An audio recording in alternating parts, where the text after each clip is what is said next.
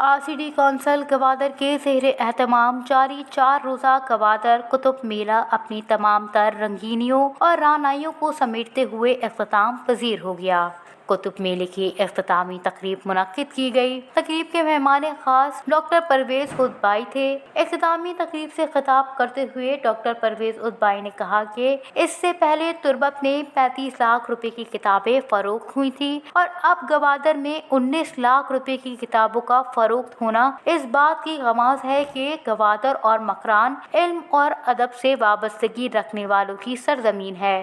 یہاں اس قدر علم اور ادب سے جو دوسرا رشتہ ہے باقی پاکستان اس سے مانوس نہیں۔ وہاں پر ہمیشہ بلوچستان کی اور صورت یا چہرہ دکھایا جاتا ہے، لیکن یہاں کے لوگوں نے جس طرح سے علم اور ادب کی محفل سجائی، اس میں جوش و خروش سے حصہ لیا اور کتابیں خریدی، اصل میں یہی بلوچستان کا خوبصورت چہرہ ہے اور یہ اعزاز پاکستان کے کسی بھی شہر کو حاصل نہیں۔ یہاں کے لوگوں نے علم اور ادب سے جو اپنا رشتہ بنائے رکھا ہے وہ اس کے تسلسل کو جاری رکھے اور اسے کمزور پڑنے نہ دیں، کیونکہ کامیابی کا راستہ علم اور ادب کی طرف جاتا ہے۔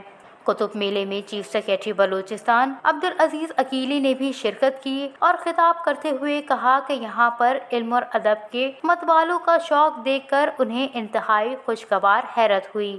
4 روز گوادر کتب میلے میں ملک بھر سے 29 پبلشر اور بک سیلرز نے اپنے اسٹال لگائے تھے۔ اس کے علاوہ 9 اور مختلف چیزوں کے اسٹال بھی کتب میلے کی زینت بنے رہے، جس میں پینٹنگ اور ثقافتی چیزوں کی نمائش کے اسٹال شامل تھے۔